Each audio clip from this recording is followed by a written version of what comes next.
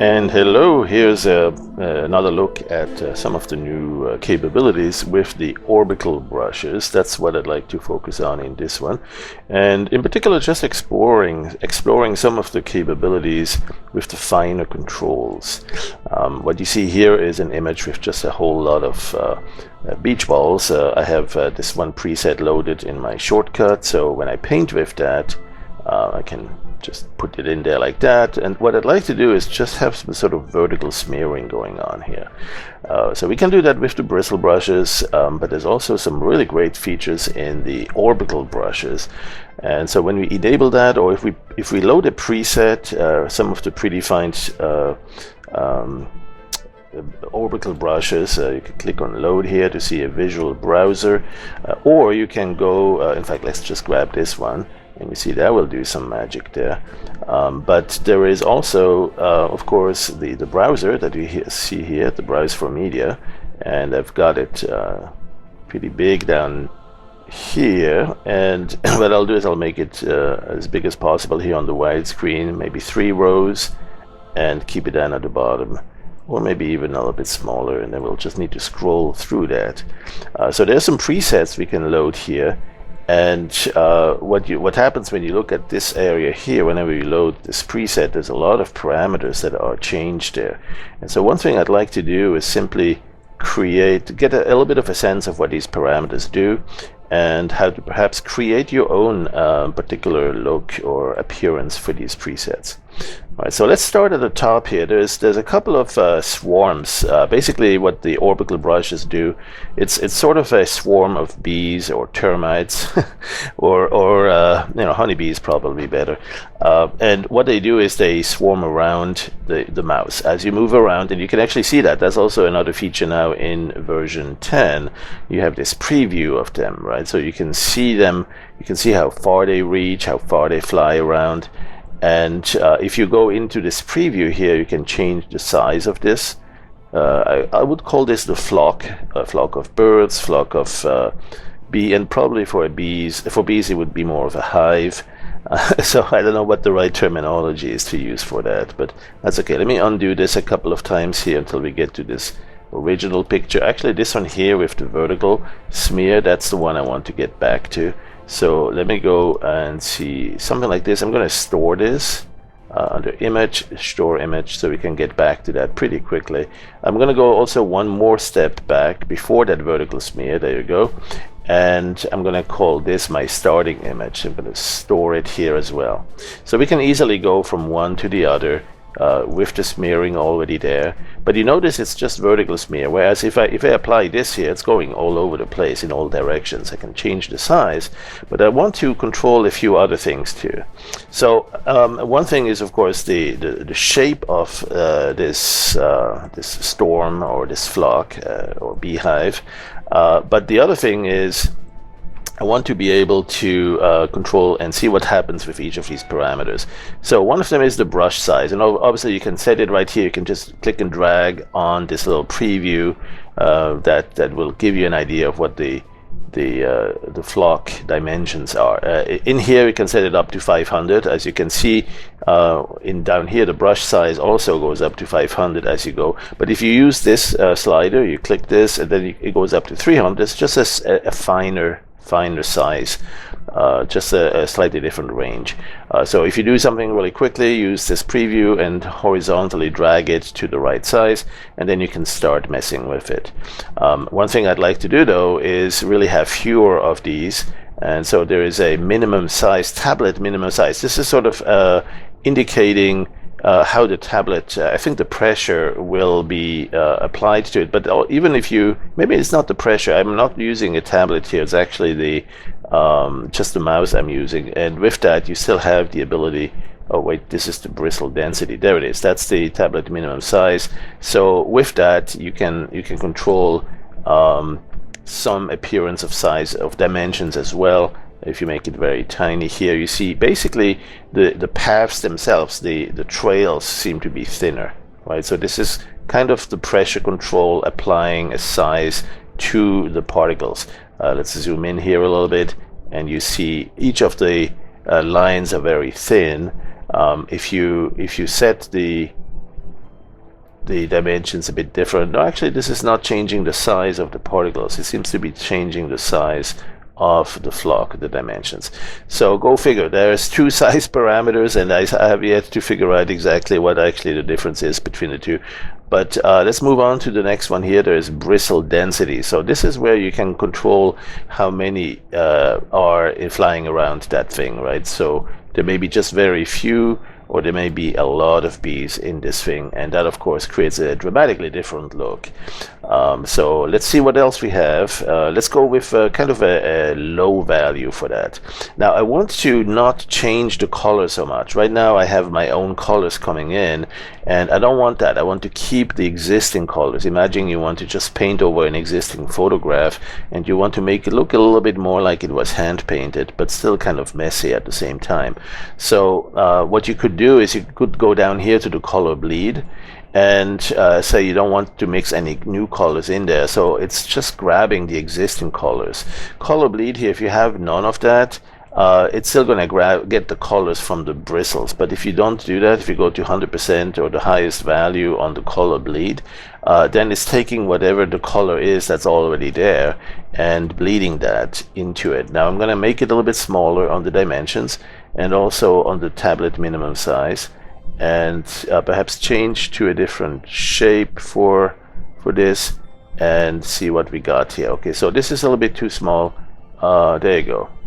Alright, so right now it's still orbiting and moving around in all directions, it seems. It's really several rotations happening here. There's a heading, there's the pitch, there is the, I don't know what the B stands for, but there's basically a couple of different rotation angles. Let's set them all to 0 and see what happens. So we have this one 0 and this one 0. So now we're actually not moving anymore, or not much. Right now it's pretty stable. Now there's a little bit more of a spring load mechanism we can add. Let's bring that to 0, and so now it's very contained and just barely anything happening. It's like they're marching in a military lineup, and they're very well structured and just not going all over the place. What we want to do now is start working with that. So let's go and set the H, or the heading. So this is a rotation.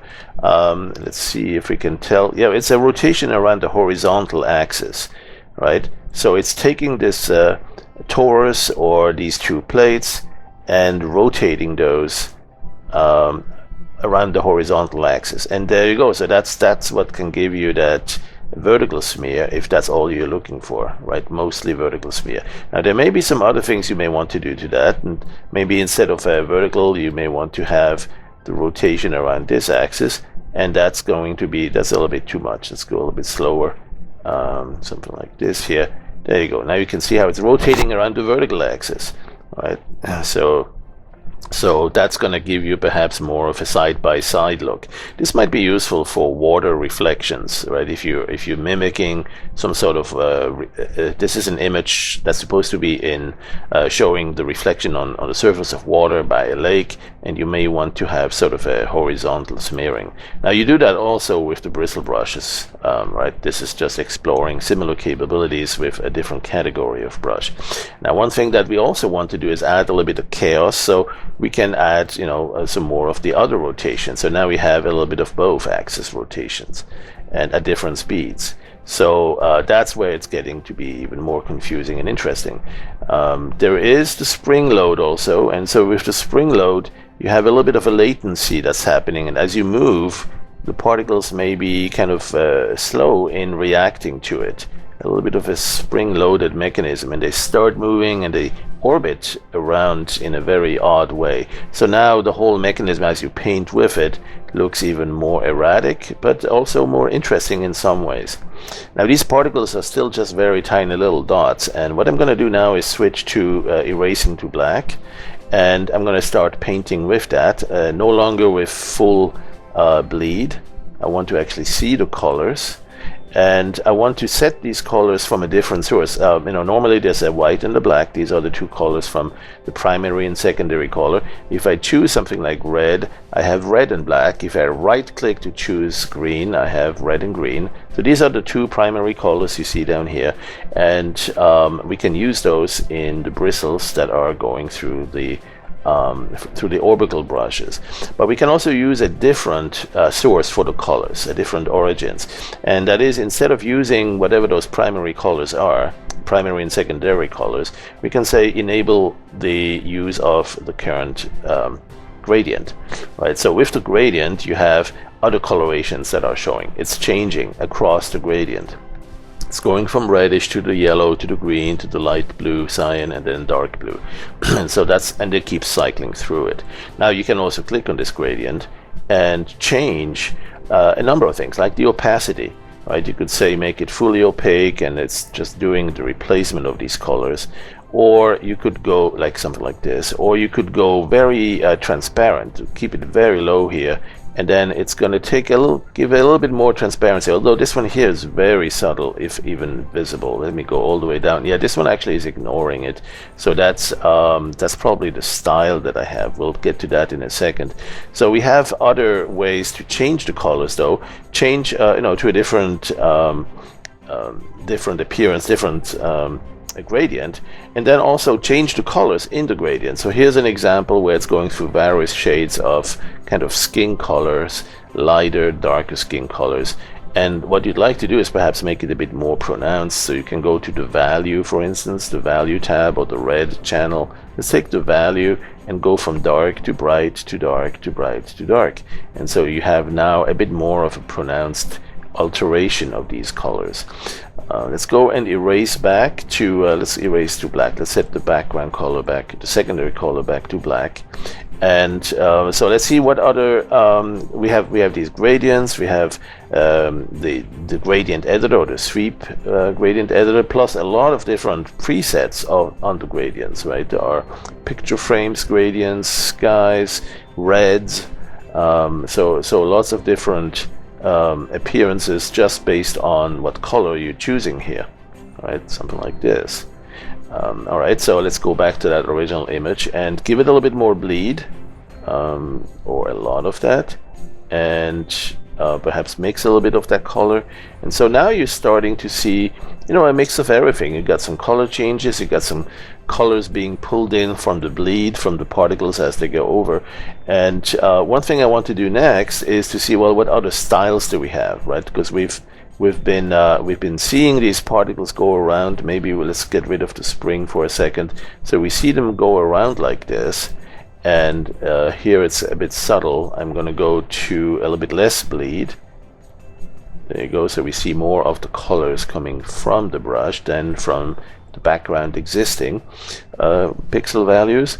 And so, but what I'd like to do now is explore a few more of the styles. There is a line style that I've been using. That was the original style, but there is now also a group of others, and there is the speckles. So these are a little bit larger elements. These are sized, and I don't know if that's where this comes in. Yep, that might be it.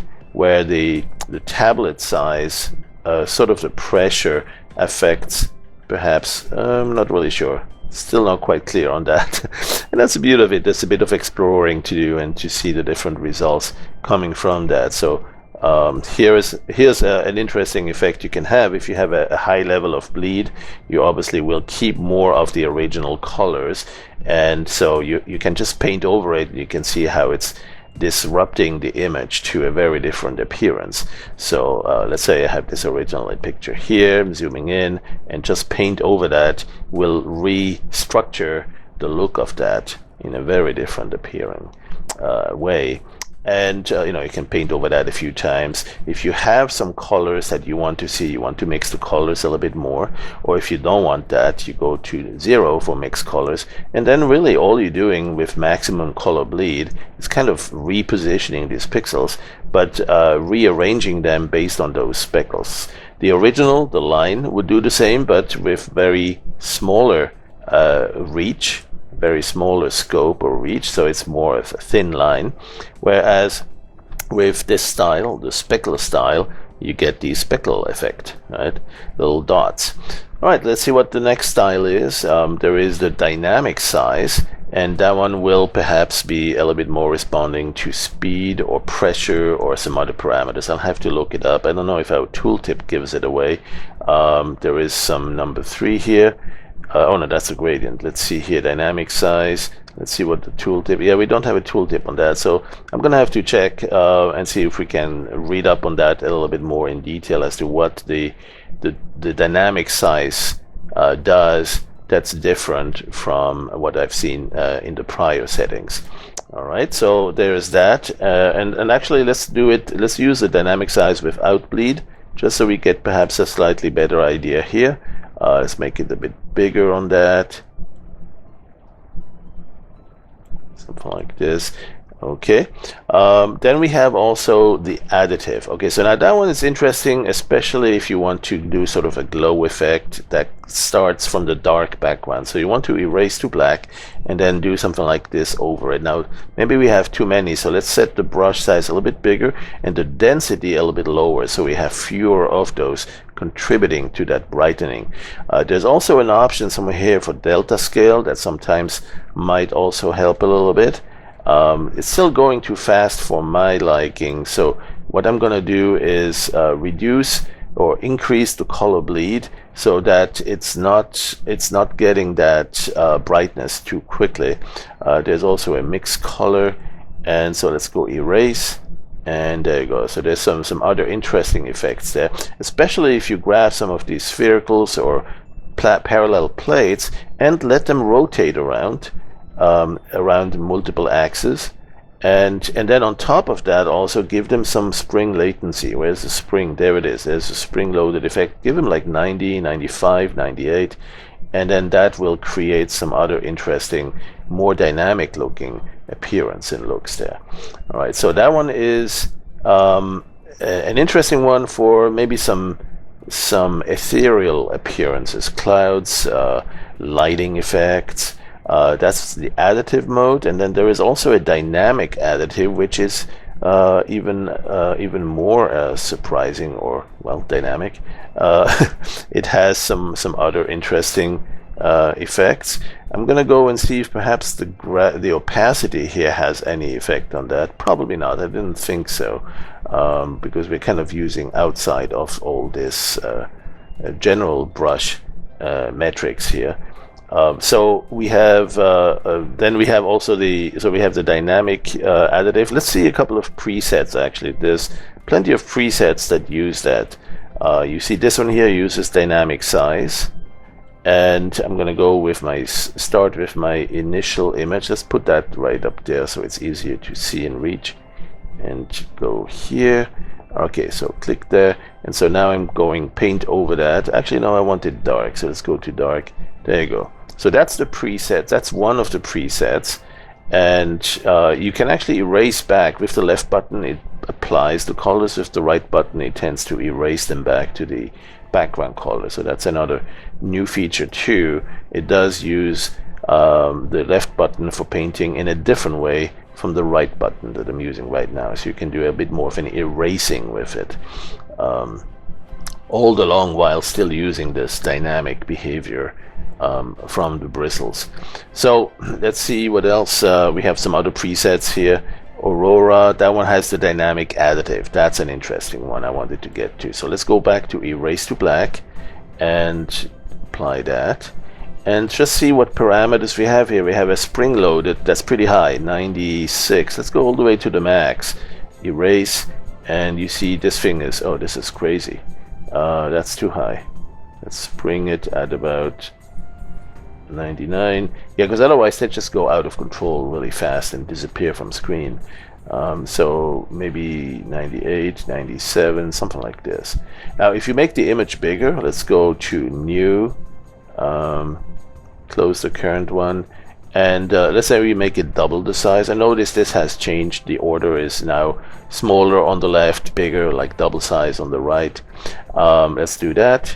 So if you zoom out with the thumb wheel, with the scroll wheel on your mouse, or with the Control and Shift key, you can use the right button to zoom in and out while you hold the Control and Shift key, or you can use this here to show it at size or zoom in and out.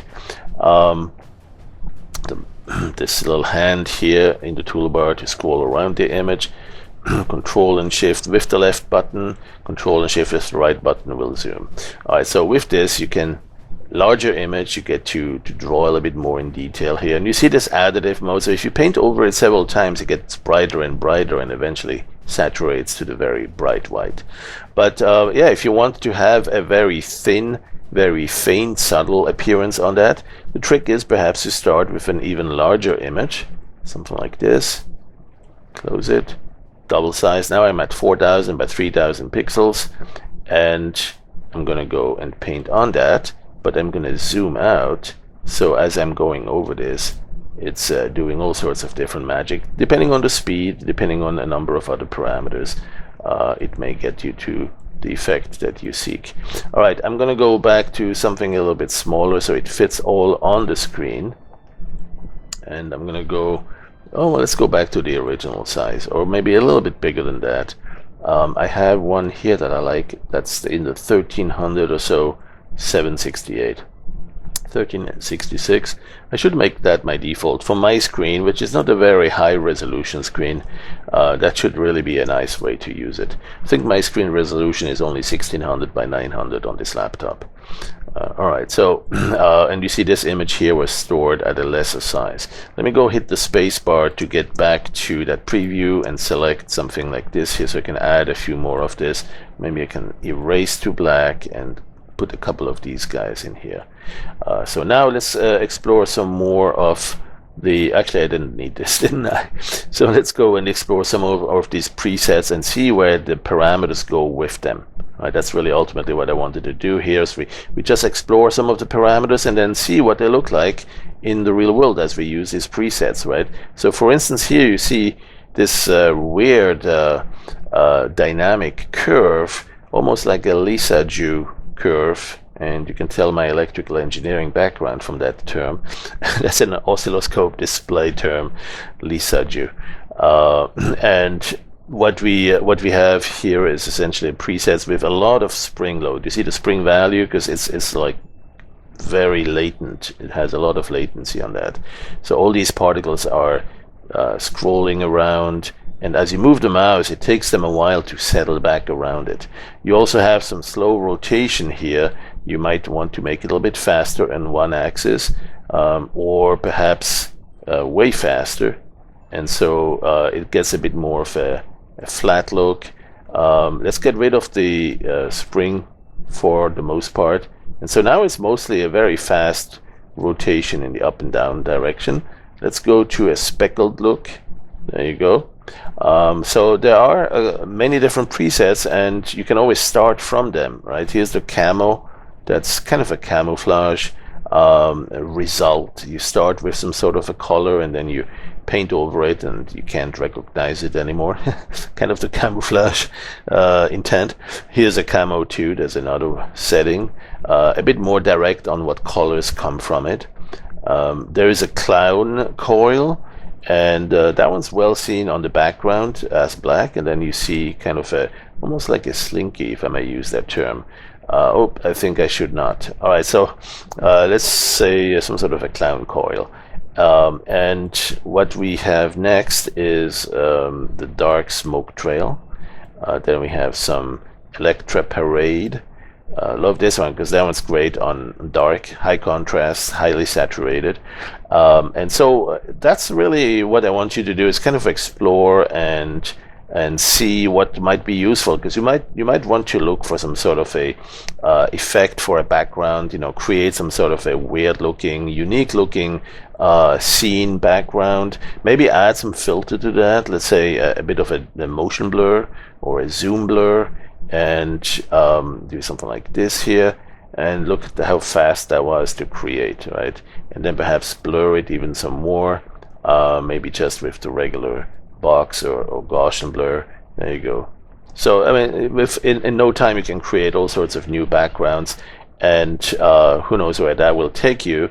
In terms of painting, there are so many presets in this category of brushes alone. You get the particle settings with regular particles, you know, for things like, well, particles in grass and bushes and trees.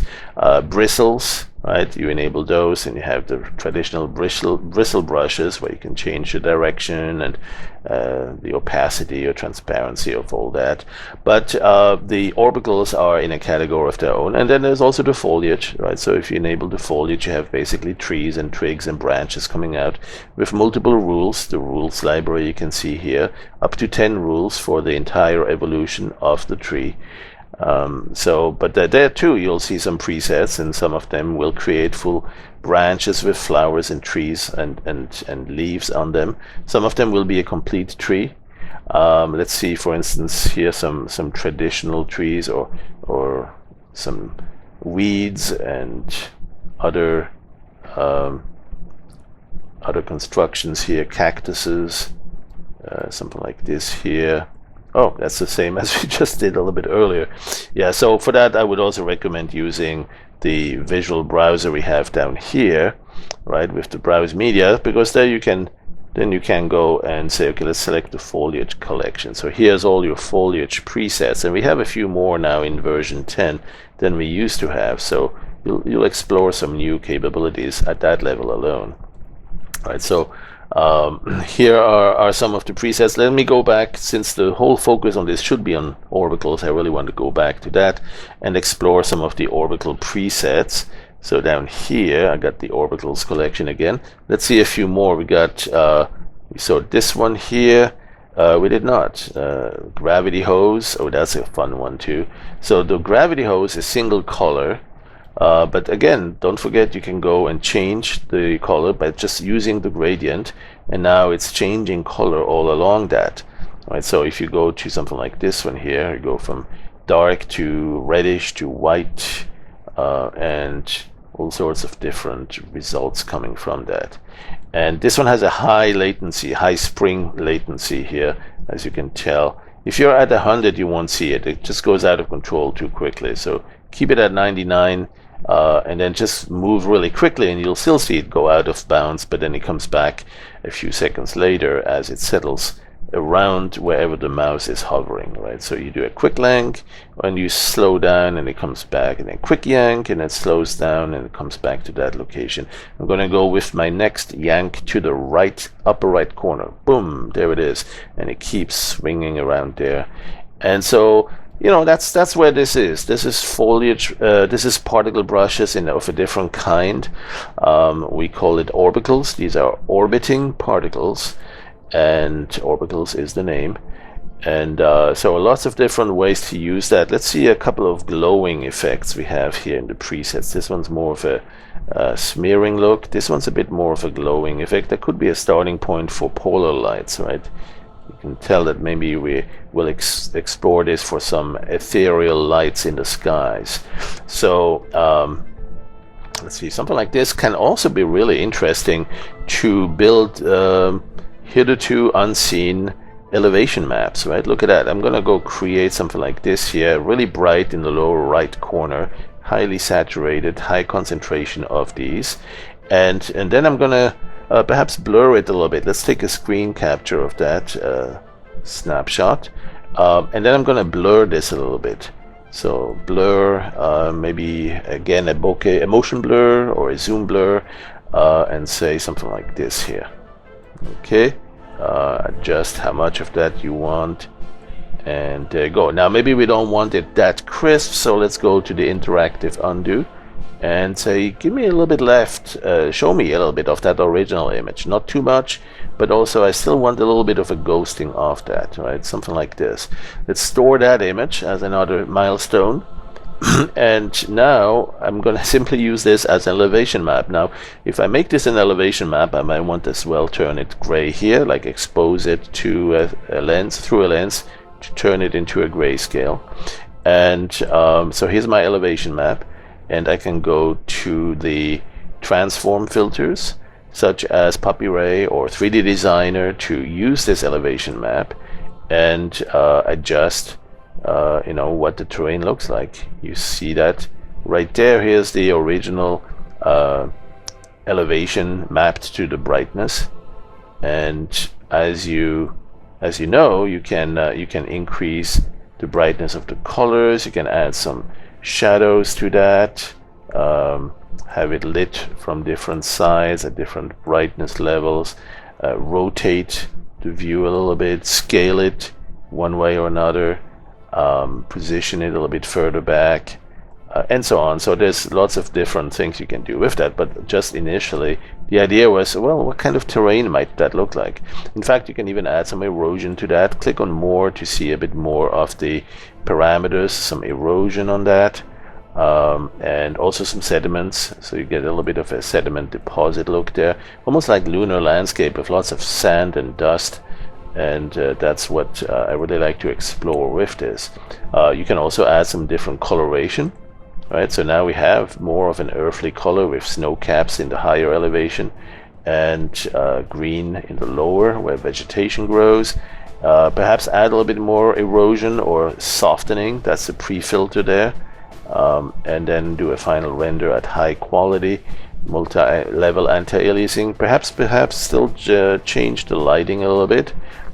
Bring the light source down lower, make the shadows longer, and change the orientation of this light source that casts the shadow so that you get a nice contrast. You get a nice set of shadows from the side, left side, I don't care, right side or left side, but just from some side that will make these areas cast long shadows. You can bring it down a lower altitude or bring it in a little bit higher, closer in, or you can make it brighter, and also the specular highlight, right, and really get a nice nice appearance for this, with a bit of specularity on that, a bit more details if you reduce the filter. You can also make the light, the background, a bit different from just plain black. The background color could be a bluish look, and then of course that means we have some fog in the distance we might want to add, or in the ground, right, some ground fog, and bring it up the valley. There you go.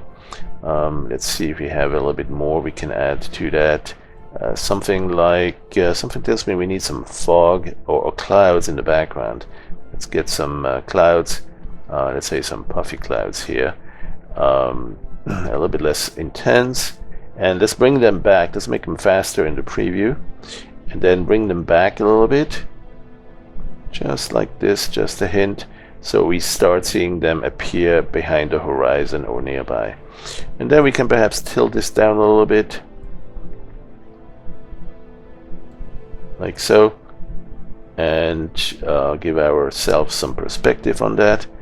And voila, now we have something we could render. Oh, we could even still add some ambient occlusion for even more, revealing more of the dark parts in here.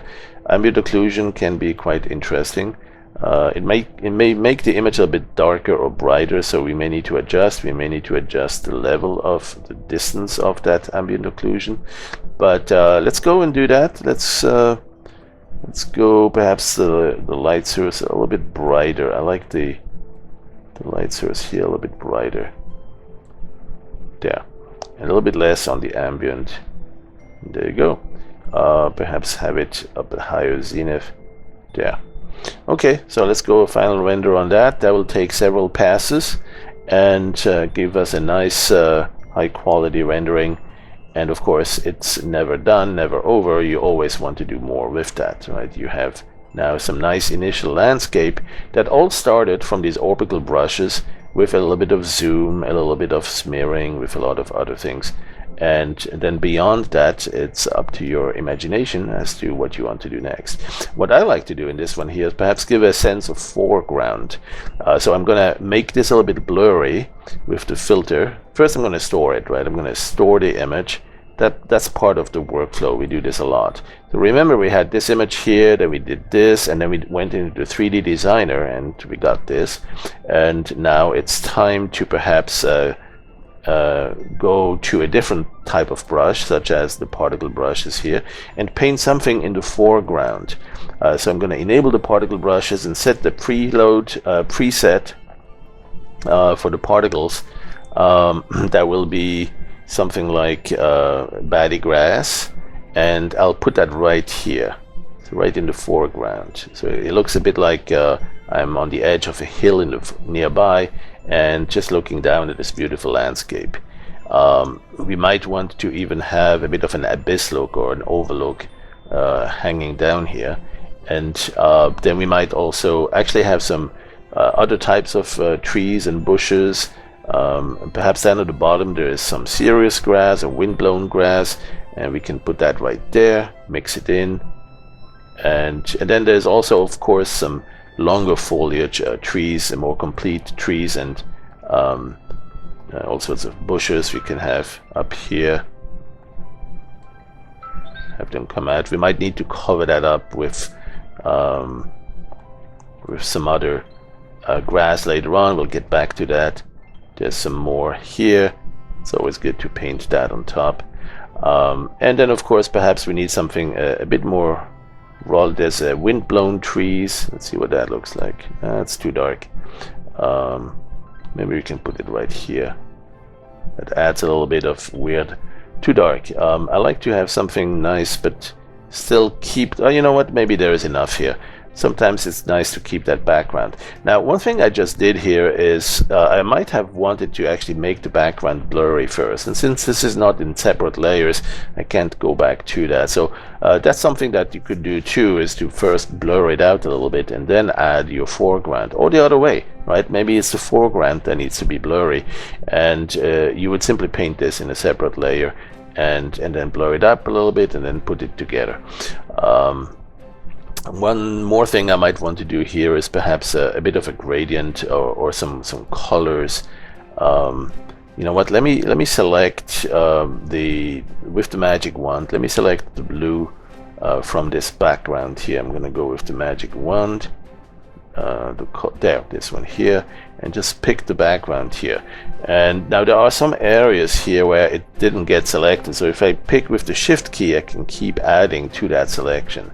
And sometimes that's a quick one, right? Sometimes you like a different technique to go faster, but in this case I don't need to be too picky, because really all I want to do is grab the most significant parts, and then I'm going to blur that selection a little bit so it kind of bleeds into the parts that haven't been selected yet, right? I can use a shift and control key to zoom in, then let go of the keys, and then shift click to select even more of these, as long as I can nicely select them.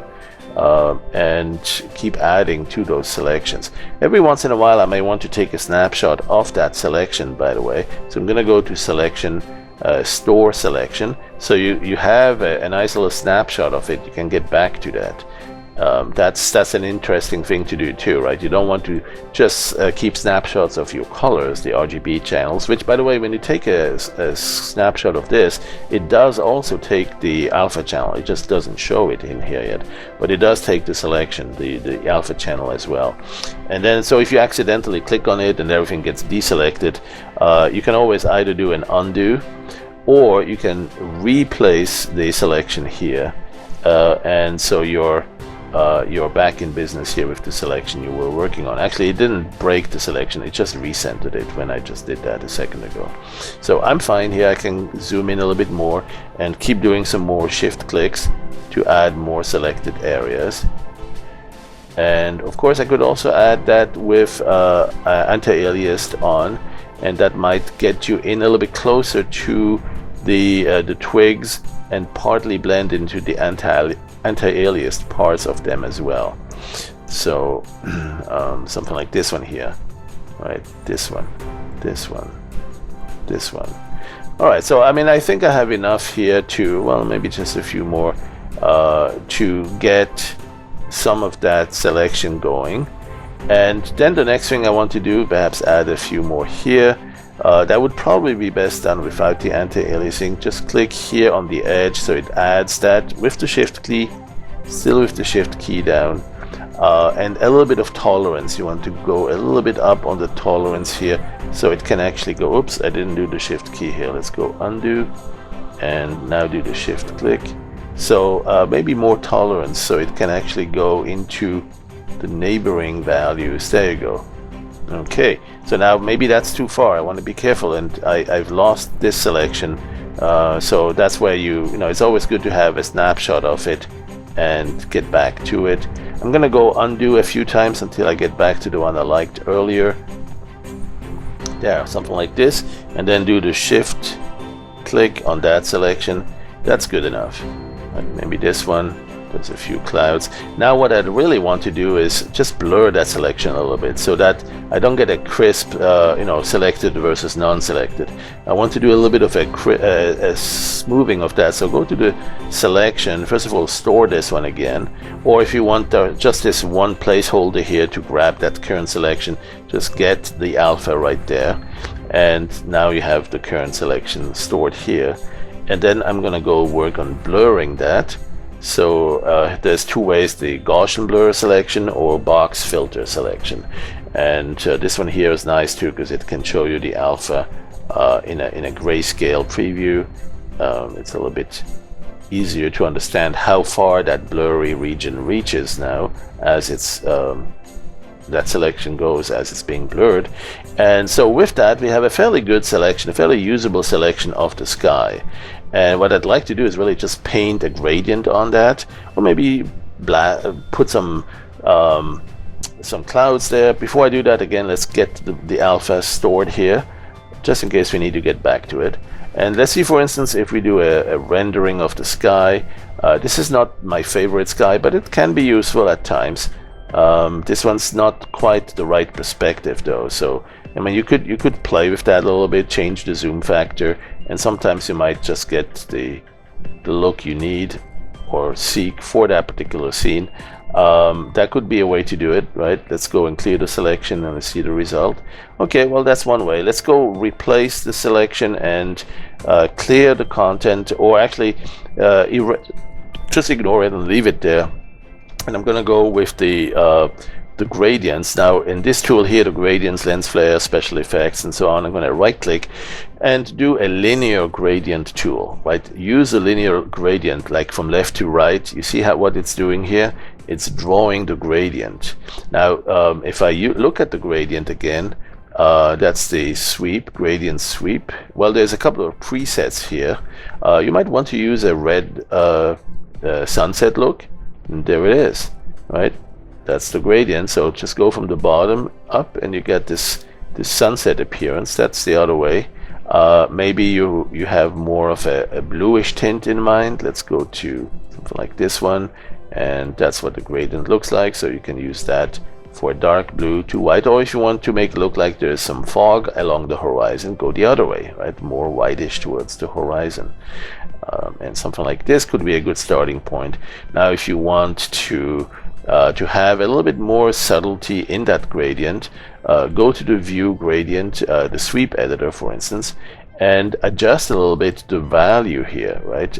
Make it a little bit varied so that it's not all the same. The beauty of that is it will make it look like there are some layers of